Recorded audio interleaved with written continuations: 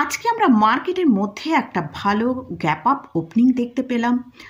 Nifty closing টাইমে 165 point এবং bank Nifty 558 point পজিটিভে close হয়েছে।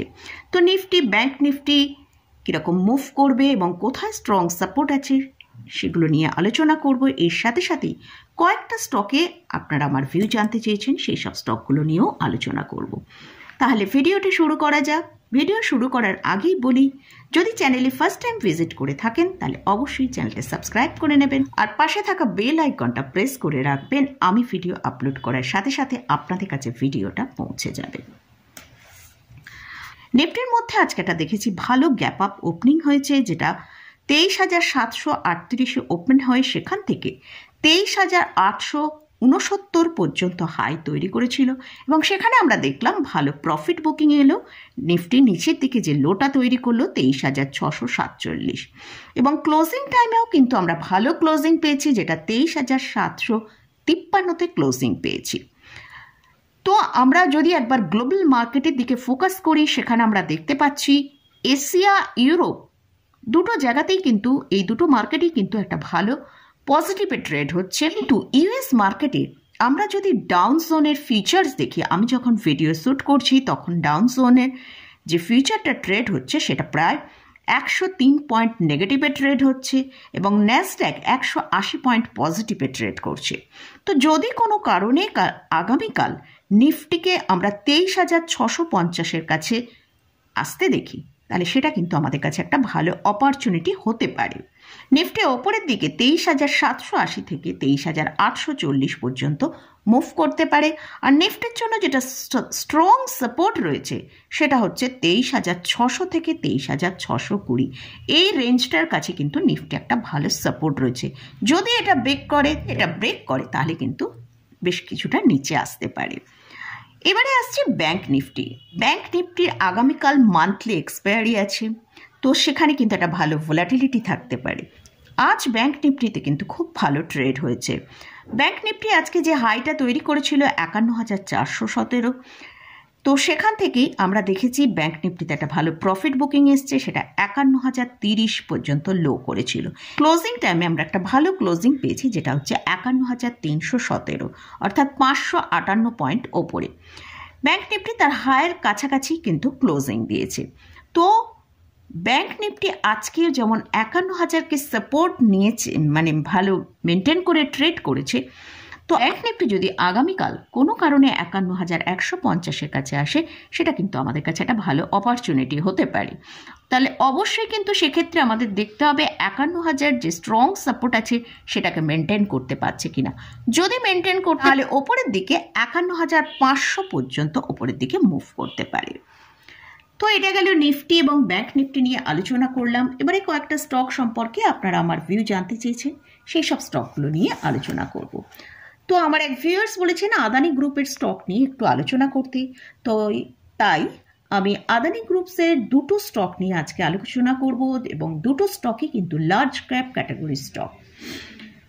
তো ফার্স্ট যে স্টকটা নিয়ে আলোচনা করছি সেটা হচ্ছে আদানি এন্টারপ্রাইজ। এই স্টকটার কারেন্ট প্রাইস চলছে 2345 টাকা।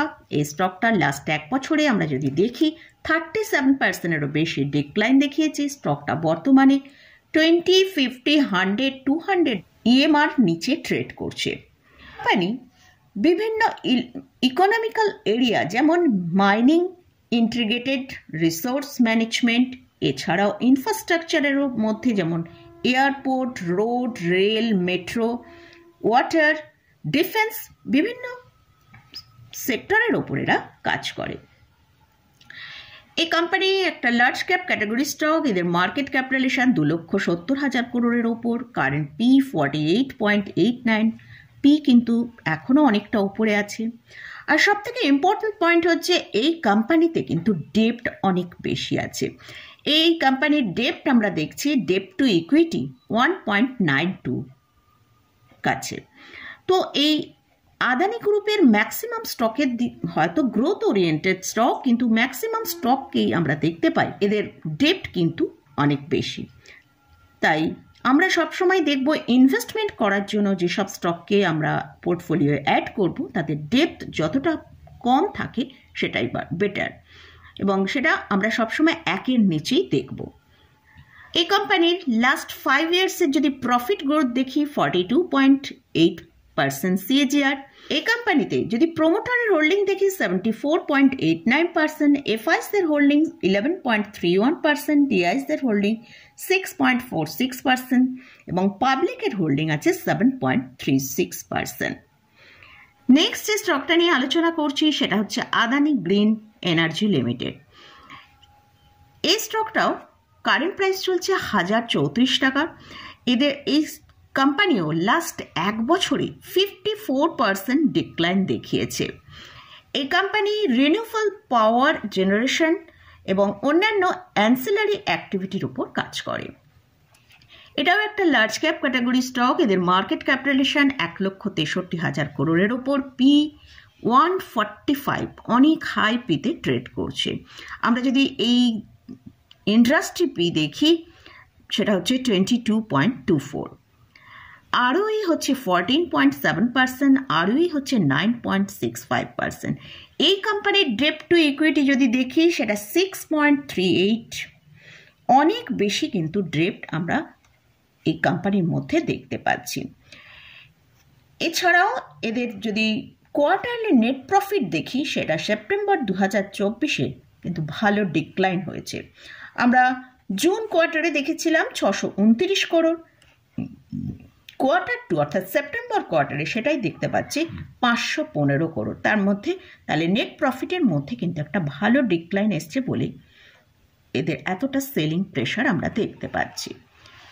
এই কোম্পানির প্রমোটারের হোল্ডিং যেটা দেখতে পাচ্ছি, প্রমোটারের হোল্ডিং আছে 60.93%, এফআইসদের হোল্ডিং আছে 15.16%, ডিআইসদের হোল্ডিং আছে 1.45%, আর পাবলিকের কাছে হোল্ডিং আছে 22.45%।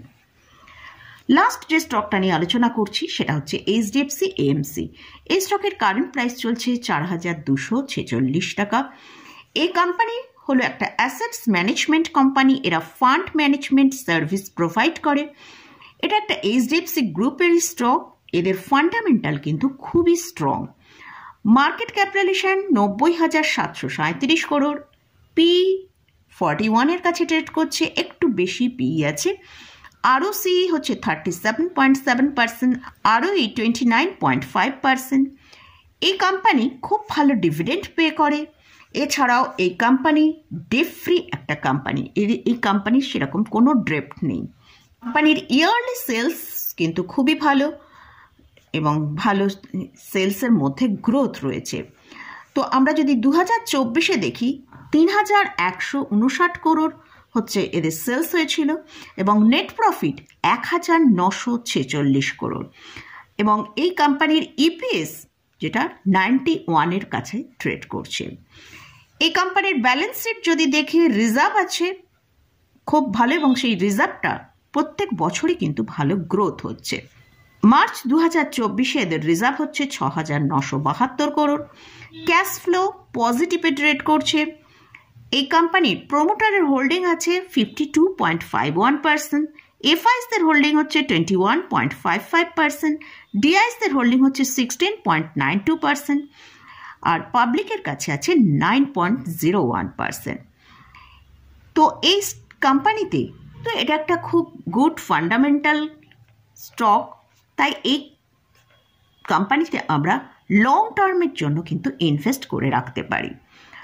তো এই স্টকটা তার সর্বোচ্চ হাই যেটা দেখিয়েছিল সেটা 4,864 টাকা, সেখান থেকে স্টকটা প্রায় ডিক্লাইনে ট্রেড করছে। তো স্টকটা যদি আমরা কোনো কারণে 3,950 থেকে 4,050-এর মধ্যে পাই তাহলে কিন্তু আমাদের কাছে একটা ভালো অপরচুনিটি হতে পারে। মোটামুটি এইসব স্টক নিয়ে আপনারা আমার ভিউ জানতে চেয়েছেন, সেটা আমি আপনাদের সাথে শেয়ার করলাম। এছাড়াও ইন্ডেক্স এবং স্টক নিয়ে যে আলোচনা করলাম এখানে কোনো বাই রেকমেন্ডেশন নেই। এসব স্টক বা ইন্ডেক্সে কোথাও কোনো বাই পজিশন নিতে চান তার আগে ভালো করে চার্ট অ্যানালিসিস করে নিয়ে তারপরে পজিশন নেবেন। তো মোটামুটি আজকের মতন ভিডিওটা এখানেই শেষ করছি। ভিডিওটা যদি ভালো লাগে অবশ্যই লাইক করবেন, শেয়ার করবেন, সাবস্ক্রাইব করবেন। ধন্যবাদ।